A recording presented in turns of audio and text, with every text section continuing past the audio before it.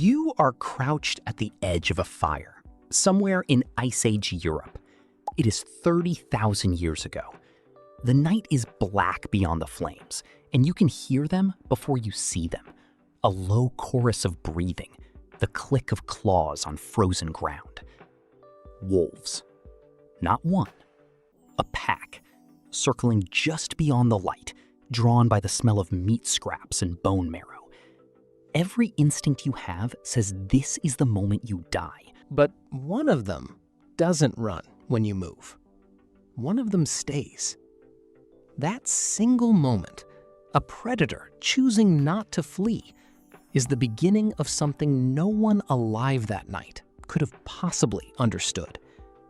You are not looking at a threat.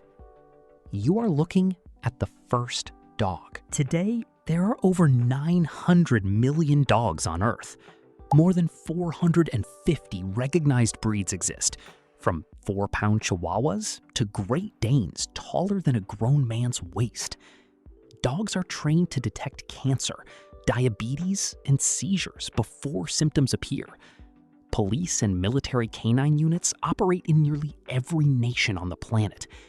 The global pet industry is worth more than $150 billion a year. Built almost entirely around one animal that started as a wolf sitting at the edge of a fire. No one designed this. No government, no scientist, no single tribe decided to invent the dog. It happened by accident. And for decades, researchers couldn't agree on how. The wolves at the edge of the fire. Picture a wolf pack near a human camp, roughly 30 to 40,000 years ago.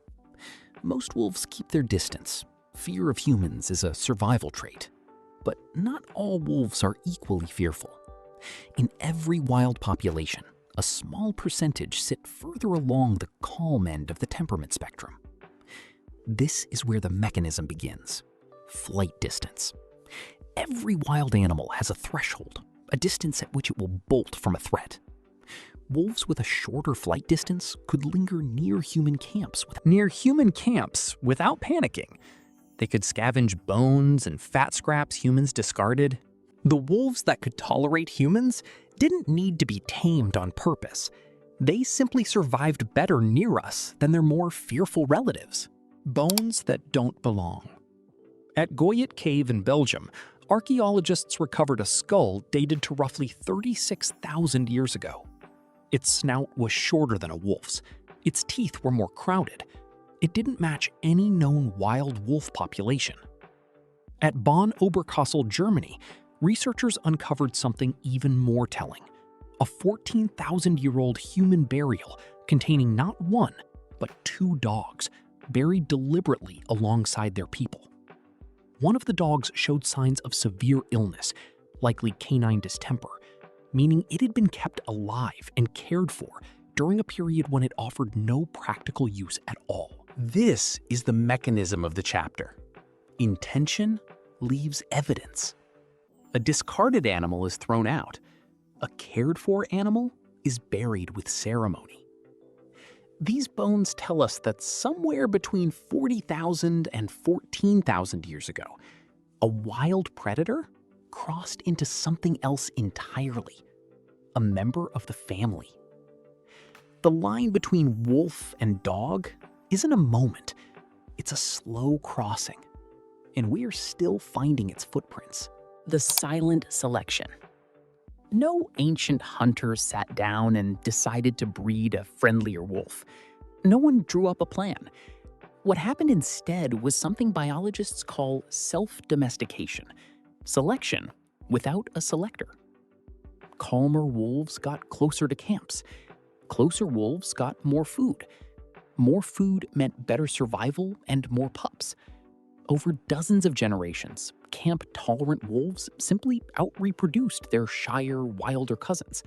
Not because humans chose them, but because human leftovers rewarded a personality trait that already existed in the wild population.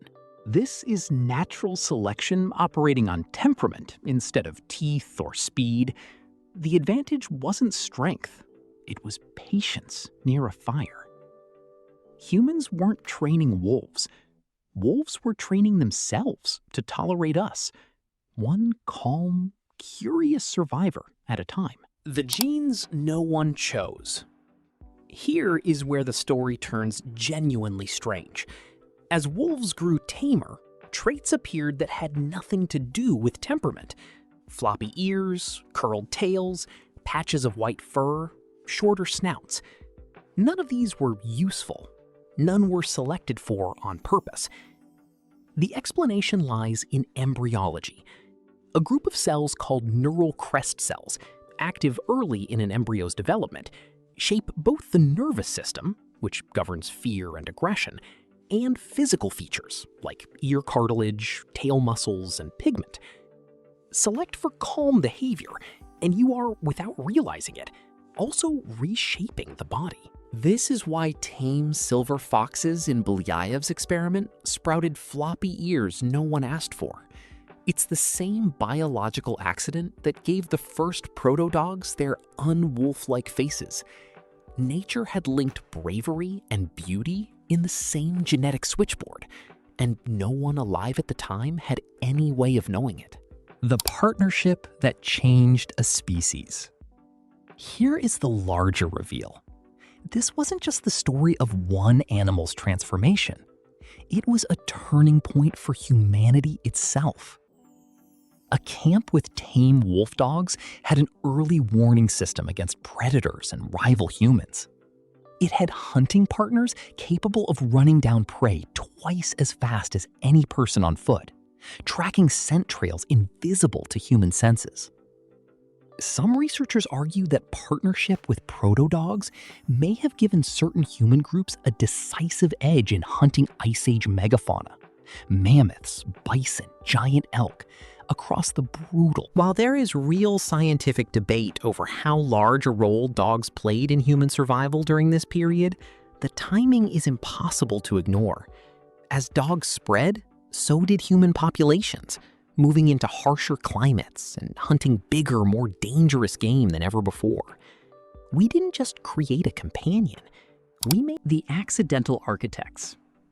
For most of the 30,000 years since that first fireside encounter, humans exercised almost no deliberate control over dog breeding. Regional types emerged: herding dogs, guard dogs, hunting dogs, shaped loosely by function and geography, not blueprints. Real systematic breed design is remarkably recent.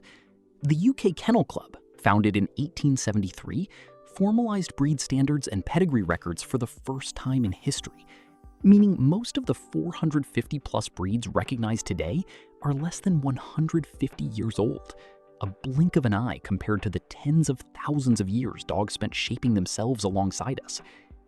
We spent most of dog history as passengers, not architects, and only recently picked up the pen.